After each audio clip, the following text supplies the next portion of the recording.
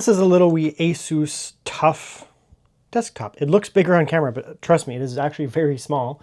Here is, for example, an MSI Claw handheld, right? Just show you how small this thing is, right? It's bigger in footprint from the front than an MSI Claw, 8-inch handheld, but not that much, just so you know.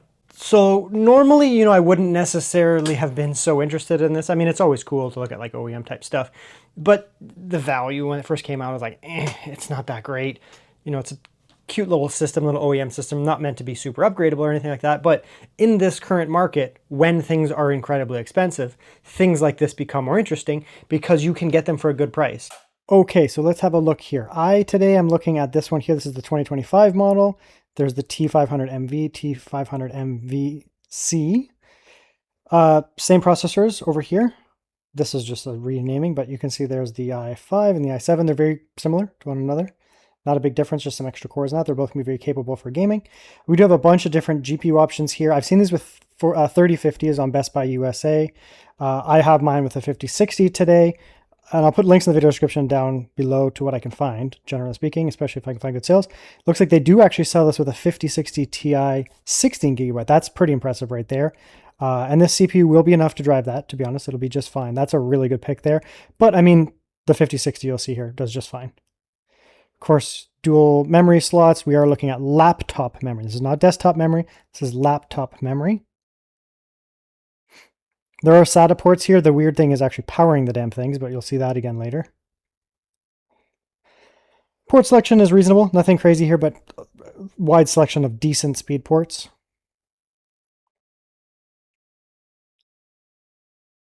And then we do actually have a refresh version here. This is a 2026 model. I have not seen this yet, at least not in stock. Best Buy. I've seen it on Amazon, but I don't think it's for sale yet, so it might be an upcoming thing. Here we have the AMD Ryzen 260. It's also a laptop GPU, a CPU. This is basically an 8845HS. It's very capable CPU. You know, no problems using that. It's very capable. It's in a lot of gaming laptops, driving fairly high-end stuff. They even sell this now. Like you can get a Legion 5 with that right now. And then you do get the 9060 XT, and this is also a 16 gigabyte. Really good GPU as well. This is actually a Steam machine. So you could buy this. I'm not joking here. You could buy this. You could download the image of SteamOS from the Valve website and install it. And I've already done this. I know that it works. This CPU, of course, supports SteamOS.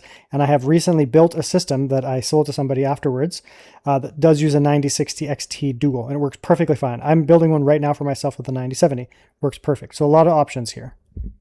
I picked this up for a pretty good price. I think it was around $700 or $800. It was about $700. I mean, it's not shockingly amazing value, but it's good for what it is, to be honest. So it's a little complete system here. I mean, very TUF branded, very, very TUF branded from ASUS here.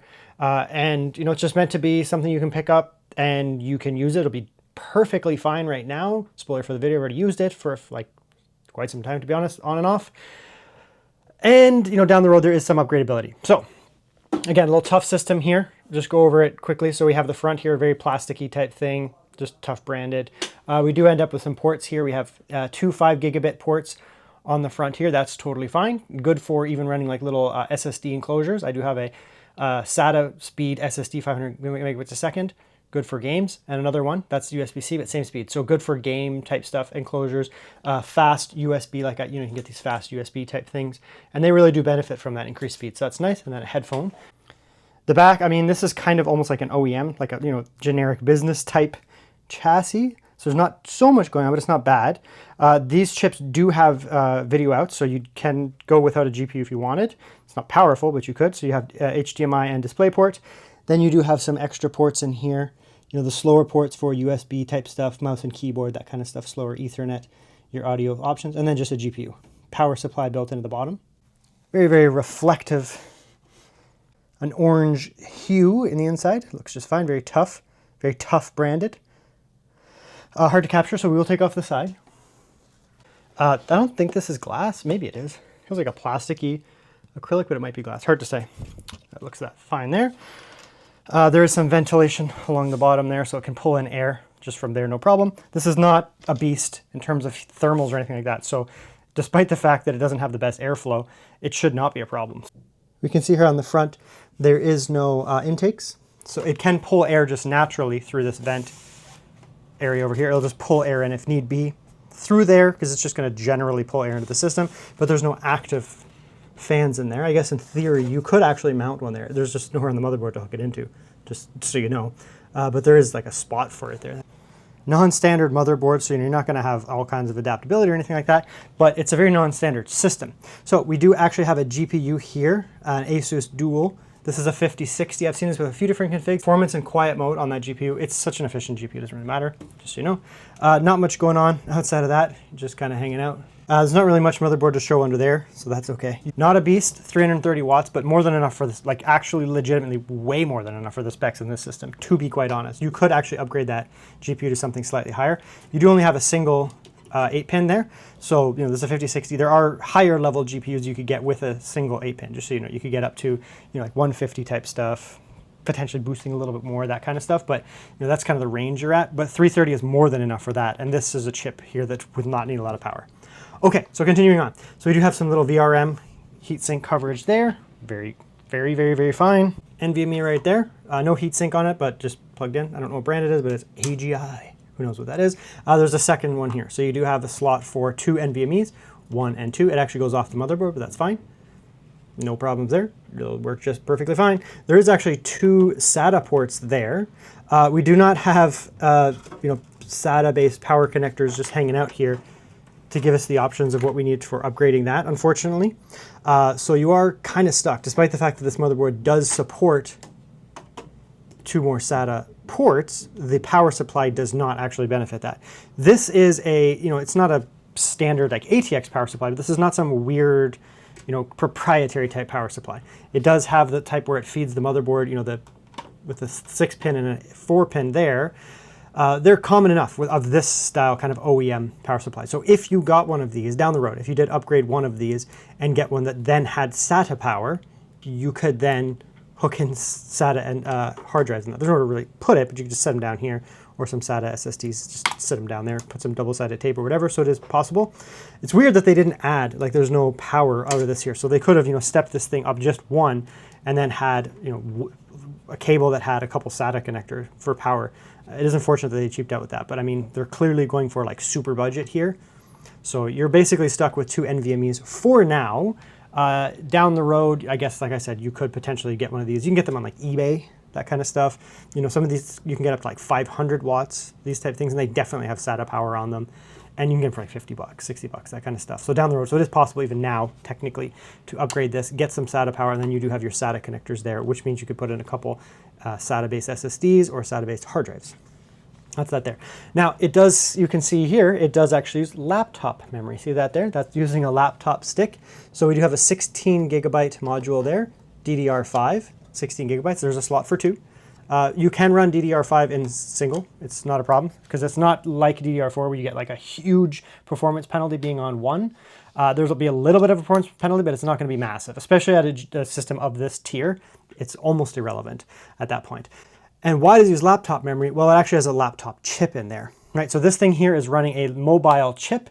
There are benefits to that. There's disadvantages as well. So this here runs the 13620H. It's an i7 13th gen mobile chip. It's an H, not an HX, so it's not going to be a heat monster. It's going to be actually very efficient, very cool, 10 core, 16 thread processor. One of the advantages of that is you can see here, this system is literally complete silence.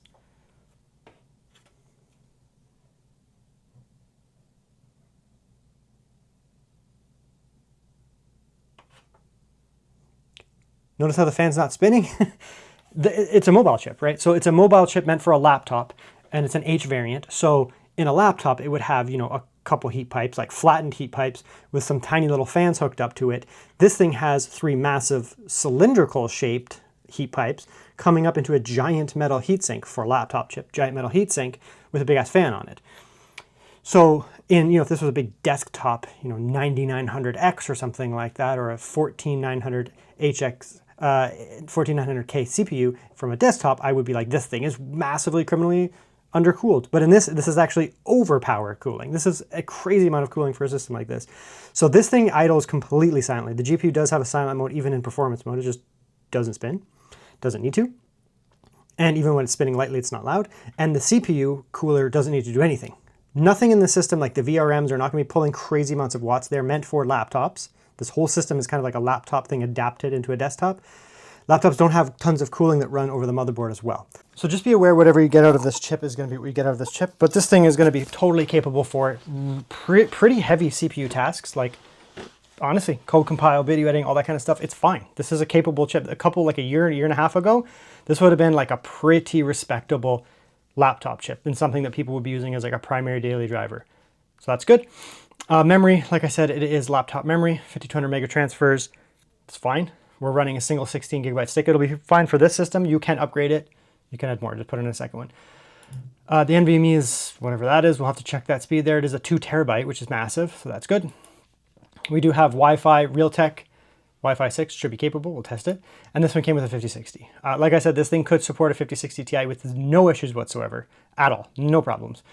9060 XT from AMD, same thing. No problems whatsoever. 5060 will be fine at something of this cost. I mean, the GPU is probably more than a third of the cost of the system straight up if you bought it on its own. So that's really nice. And RAM is really expensive. So the value is there. Now, let's continue on. We'll just do some basics. It's not going to be the most complicated review, interestingly. You know, desktop stuff can be sometimes involved or not involved. This one is pretty straightforward. It's the components, we know what they are. It does what it does, and they shouldn't run hot. Now, idle is going to be interesting here. We are running at, let's see here, 12 watts on the CPU. Idle, it will go down. It's an H chip, right? So we're looking at, where are we going to go down to? Probably like 5 or 6 would be my guess, kind of in that range, and it'll bounce up. Yeah, it's in that range. It depends what Windows has decided to do that's crazy. So, you know, you're going to be at 6 to 10 watts, just kind of hanging out probably most of the time. You can see it'll idle even way down if Windows is completely done, but Windows tends to do stuff. So you're going to be, generally speaking, under 10 watts, put it that way. Between 5 and 10 probably will be your typical range. I'd put it on average around 7, which is nothing. Imagine your desktop system idling at like 7 watts or even lower, like 5 watts. It's not possible, right? There is not really any desktop CPU that can do that. You're going to be running at much higher watts idle. It's just the way that they are. They also are more performant, but they're just not the same. This is meant to be highly efficient. You can see here the GPU here also idling at very low, and this is a 1440p ultra wide screen, so it is pulling some power here, right? 165 hertz. So it's not the GPU is doing something, even just having this going on. And you can see here, only 13 watts or something like that. So we're looking at like a 20 watt system, which is crazy. What is this? The fan's not spinning at all, so that's not consuming any power. There's not going to be really any heat being generated. These SSDs aren't going to pull much. So, I mean, we're looking at like a 20 watt system, which is crazy to think. Like that's like modern desktop chips themselves will idle usually above that.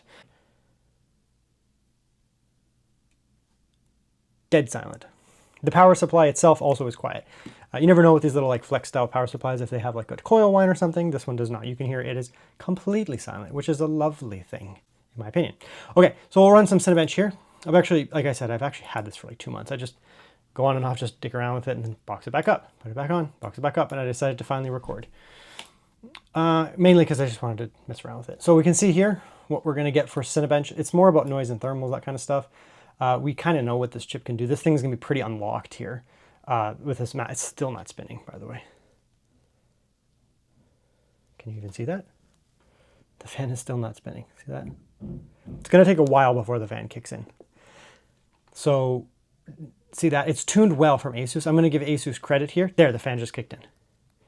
So they didn't tune this stupid fan, or smart fan, they didn't fan this fan to be stupid, where the moment you do anything on this system, it's at 60 watts, 60 degrees, and all of a sudden the fan flies, right? I hate when OEMs do that, because then you're just producing noise for no reason, right? I want my CPU to get warm, then the fan can kick in and cool it down. I'm fine with that. So the peak watt there was 115, and we're just sitting at 115. There's just no problems here. We're not throttling. We are up in temperature slightly, but I'm fine with that. This mobile chip is designed to be warm if it wants to be, and that is allowing us to maintain reasonable temperatures despite running a full 115 watts, which is a lot for an H chip. And as a result, we get a pretty damn good score here, 17,598. That is very respectable. If you look at like kind of the mixed core type stuff from, let's say, AMD, like an AMD 7700, this is, you're praying for something like this, right? Even the AMD 9800 X3D and the AMD 7800 X3D, which are obviously more capable for gaming, in things like Cinebench, they're only getting this score anyways, right? My primary gaming desktop or gaming laptop has an AMD 350, which I might be able to get this. Like, it's kind of around here. And I do all of my video editing for my channel. All of it. 4K 60 video editing. No problems. So rest assured, this CPU is going to be hella snappy for CPU, like specific tasks, like just CPU tasks, you'll be fine. It's not getting hot. It's allowing itself to run. No problems. Now let's check the noise. The fan is finally kicking in, so I'm finally going to measure it. It's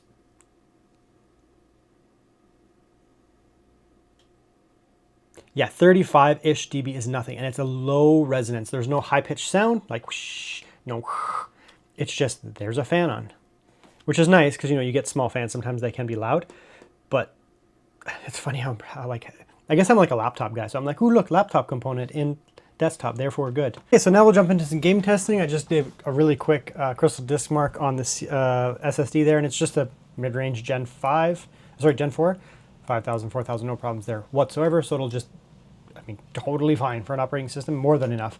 So let's jump into some games here. We don't need to do too much testing. What we'll do here is we'll do a CPU heavy game, and then we'll do more of a GPU heavy game to see what it can do here. Check noise and thermals more than anything. I mean, we know what a 5060 can do. We should, in theory, know what this CPU can do. It's not common that you find them paired together, so we'll see how well this CPU handles this GPU, but I do not expect any problems. Okay, so here we are in Pragmata. Let's turn that down. It's pretty loud. This is going to be a very GPU-heavy type scenario. That's why one of the reasons I picked this game. We're at 1440p ultra-wide, which is a lot for a 5060. Like, actually a lot for a 5060. But this game is very well optimized. And VRAM, or virtual memory, does not scale that much with the resolution, which is actually, in this case, good, because you just get to a performance where you're fine, and then you can essentially scale up from there.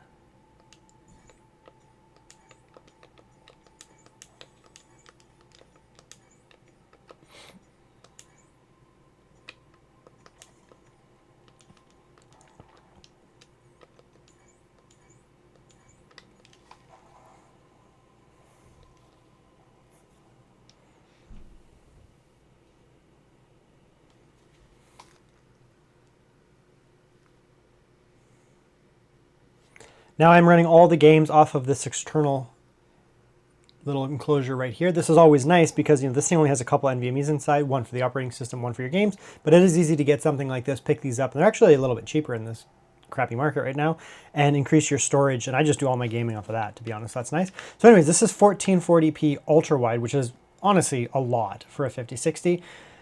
We are on balanced preset too. We're not even on minimum or performance. We're on balanced, and the VRAM does just quite squeeze right in. You know, we're at 7,000 or so megabytes, 7,500. So just squeezing in that 8 gigabytes of VRAM, and I just have some balanced scaling here, and you're going to be fine. Like, I mean, the 5060 will do fine.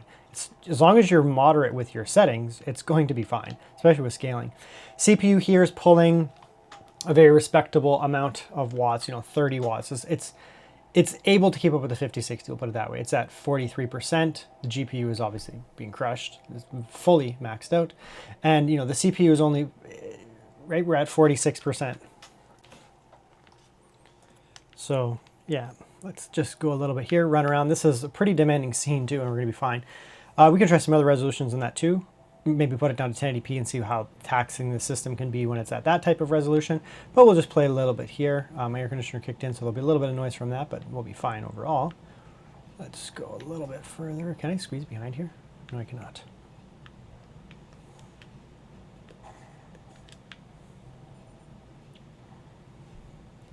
All right, we'll get into some combat here. I mean, you're looking at a good experience here, right? Good lows.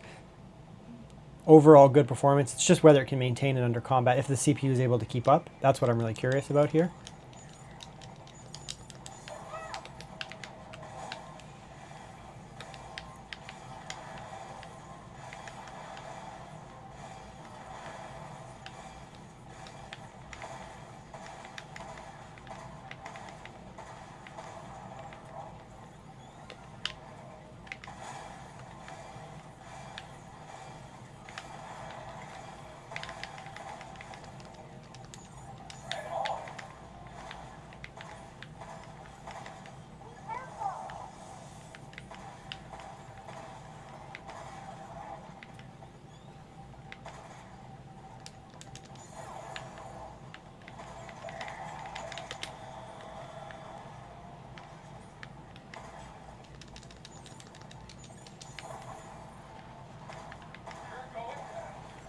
So I was only able to peek a couple times at the performance, but it was good, right? 30 for the 0.1% lows, good average. We're keeping in the VRAM, and so as a result, it's just fine.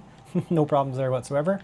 Again, this is pretty GPU heavy scenario here, really slamming that. Let's come down here, and again, 1440p ultra wide, like that's a lot, right? We'll come down to normal 1440p. It'll stretch it out, but the resolution will be fine potentially. No, actually, it will keep it. That's good. Okay, so that's standard 1440p. Just there should be just a linear performance increase, basically, right? Yeah, an extra 15 frames or so. If you don't have an ultra wide, just standard 1440p. Again, now you're at getting into high FPS gaming. The other was still fine, you know, 60 to 75 is like the sweet spot for how I game. I'm very happy to be at 75. Here, though, you know, we're getting some extra. It's running quite well. Very good. With scaling, of course. We could turn that off, but might as well. I mean, honestly, might as well use it, right? Let's just turn it off. We should be getting around 60-ish with it off. I just don't see any problems getting a 60. Yeah, so 1440p, 65 native, right? This is native now. 1440p on balance mode, not performance. So just one down from the top. We don't have all kinds of ray tracing in that, but it's just a 5060, right? Like, be realistic. You can do ray tracing on a 5060. It's just you're going to be using a little bit of it in low resolutions. So another thing we can do here is we can try some high FPS gaming, right? So we can come back on here, turn on the scaling here. We were already at good high frame rates, but because we're at 90 FPS before we throw on frame gen, it's okay to throw on frame gen. This game has a good implementation of frame gen. I find, generally speaking, it's good. And because our base frame rate is fine, it doesn't bother me, right? We're getting a 45 FPS baseline as the lows. So that'll be the kind of the worst situation there. Our baseline was at 90, so this does feel more fluid. We have a 165 hertz refresh screen here, so I can actually benefit from not all of the frames, but a lot of them.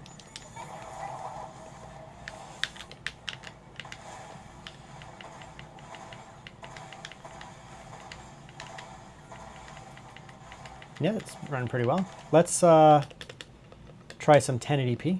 This is like really going to load up the CPU now, which is fine.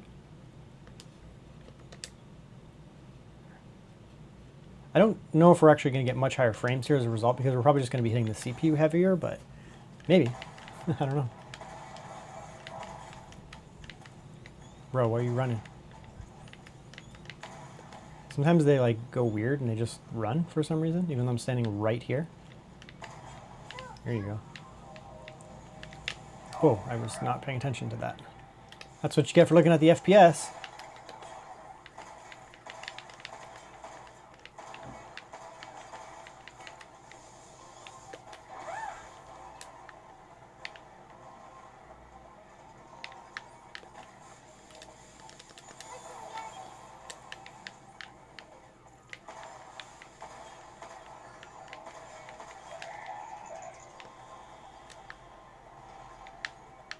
Bro, why are you so predictable? Yeah, so you can see here the 1080p is actually a little bit harder to keep the frames up with frame gen, right? Turn that back off. I don't use frame gen very often. It's pretty uncommon, but you certainly can. We can try some 1080p native while we're in this little chaotic situation here. So this is 1080p native here. I don't expect a huge increase in performance over 1440p with some scaling, because, you know, we're just tending to work with the same general output resolution here on the screen, rendering resolution being very similar. So yeah, I mean, it's really good. Okay, so now what we're going to do is, you saw this ran just fine, like actually quite well. Let's now load up a much more CPU heavy game. I mean, it still uses the CPU. It's still pretty intensive in this scene like this. You can see we were getting up to 50, 55%, 60%. But we'll load a game like maybe Cyberpunk, where it really will hit the CPU quite hard. So now we'll do some Cyberpunk 2077, which is going to be, you know, a nice CPU heavy scenario. I will use some scaling and that kind of stuff here. DLSS, super resolution. We're going to go transform model, of course. We can use more of it as a result. That's on high, so high. And we are at 1440p ultra wide, so it'll be no problem here. This is going to be still pretty GPU heavy here. It's, as you can see, it is loading up the CPU more than Pragmata 5556. But again, this mobile chip, this 13th gen mobile chip, it's more than up to the task of driving a 5060. Like, it's just not gonna have a problem, right? If you did some very heavy competitive shooters online, maybe you could get to the point where the CPU starts to, be slightly more of a bottleneck, but it's just really not going to be a problem here with a 5060 level GPU. And to be quite honest, you could add in a 5060 Ti or a 9060 XT and you'd still be fine. Yeah, that's a more powerful GPU, but it's not 7 times more powerful, right? You'd get more frames, you get more performance, and the CPU could still drive it. Heard wild stories about this place. Among vendors in Kabuki, it's a downright legend. Seems the legend's true. Yeah, it's running just fine, honestly. Right, the CPU is at 55% in this scenario here. GPU is pulling 150 watts. We're not getting any problems here whatsoever.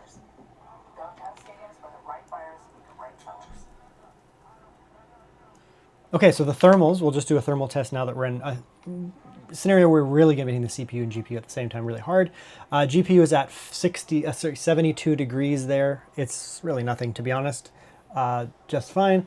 CPU is at 72, 70, also nothing. I've run this thing in laptops and it runs hotter and it's fine with it. So noise levels, we are hitting the CPU far harder here, so it's going to be obviously moving that fan a little bit harder.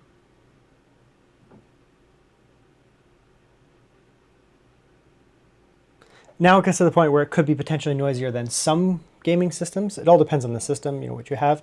It's kind of around like it's quieter than a gaming laptop, put it that way. But it's not the most silent thing, but it still is not bothering me, and I'm pretty irritated by sound, if you know me. So now we're going to do some thermal tests. So we can see here on the outside, it is pulling air in through here, going in the system. There's no problems here at all. Just a very typical kind of situation here.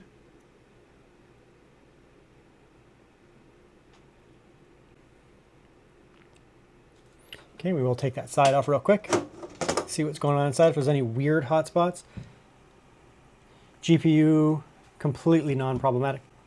GPU non-problematic. 12 volt high power, so it's not pulling really any power. GPU is nice and cool.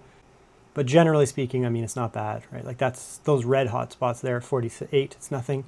Over here is a bit of a hotspot. We're just looking at only 60 or so. So nothing in here is screaming hot.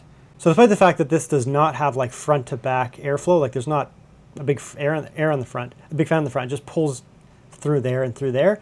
It actually is going to keep itself reasonably cool. And this is just like a mobile type setup, right? So if a laptop can keep this stuff cool, no problems here.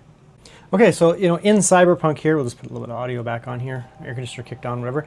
1440p here, high settings with a little bit of scaling, balanced scaling, no frame gen, and the performance is fine, right?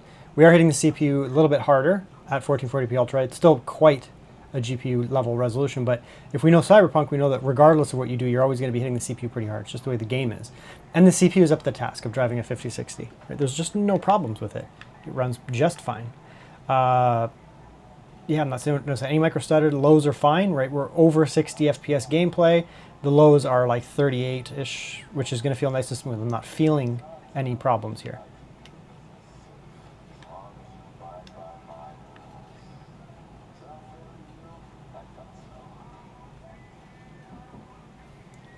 Come over here, get some performance, right? Good performance here, right? We're looking at 80 FPS or so.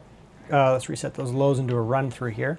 80 FPS or so at 1440p ultra wide, high preset, balanced scaling, a little bit of scaling, no frame gen or anything like that, right? It's fine. Honestly, it's just fine. VRAM is fine at this resolution and this setting, no problems. And it's going to be a very good experience here. The CPU is getting hit pretty hard, even at this resolution, you know how it is, and it's up to the task. You could easily drive a bigger CPU on this system, bigger GPU. So we'll come in here, we'll just turn down the resolution here, go with the 1080p. I'm not the biggest 1080p gamer these days. I really think that 1080p is kind of dead and gone unless it's in a handheld. It doesn't really make sense anymore. You can get yourself a 1080p, a 1440p monitor for cheap. And if you're okay with scaling, which you should be, you can really drive it on really everything. So this is 1080p. We'll turn it down to native though. So we'll just turn off scaling. So 1080p native here, and we can turn it up. So we'll go 1080p native ultra in this case. We're going to be hitting the CPU even heavier here, but it still will be fine. So this is a 1080p native experience. It's stretched, but just that's the way that it works. It's fine just for display purposes. And it's fine, right? Looking at 90 FPS gameplay at 1080p ultra. Right? The VRAM's still under 8 gigabytes, so you're fine. right? The 5060 it's a decent enough GPU. It's just, the value is the value there, and the VRAM at 8 gigabytes, but it doesn't necessarily have boatloads of performance to really push above 8 gigabytes anyways. You can, but it's not the biggest egregious offender. The 5060 Ti is really more where you're like, all right, you'd want more VRAM potentially. Here, it's not as big of an issue, but there you go. I mean, that's the performance there. So that is the ASUS TUF. Let's wrap it up. And that's the video. That's the ASUS TUF here, the little tower. I have no problems with it at all. I think it's just fine, depending on the price. The price that I got this system for is respectable, right? You don't want to be paying $1,000 for something like this. That doesn't make sense. Like, just don't do that. But I've been seeing these things on sale quite a bit. You can get them open box very often. The deep sales, like just new deep sales, can be okay. Open box I see on sale actually a lot, to be honest. Best Buy US. I'll put some links in the video description down below to Best Buy, where I can get it, where I got it from, potentially Amazon and eBay if I can find it. I've seen them on eBay quite a bit too if I can find any sellers. Those tend to be fluctuating, but I'll try. Put some links down in the video description down below. But these are really good. I mean, they work very well. If the price is okay, I think you should jump into them. It's not going to be the same as building a system. There are a little bit of quirks here and there, not upgradable, but the market is trash. So it's funny because the market is so trash right now and everything's so expensive that we've got to the point where things like this have become validated, right? Before, I would have been like, no, just build a PC. Like, it's not going to cost you that much more money or any more money potentially. And, you're going to be getting longevity and more customizability. That's not the case anymore. Building a PC is incredibly expensive. Buying pre-builts that are higher spec is incredibly expensive. So something like this can become compelling at this point in time because of the way the market is. And we're probably in this market for a year or two now. So at this point, ASUS has benefited from, and whoever has these now has benefited from the market in that case where some of these type systems have become more interesting. So check it out, decent enough.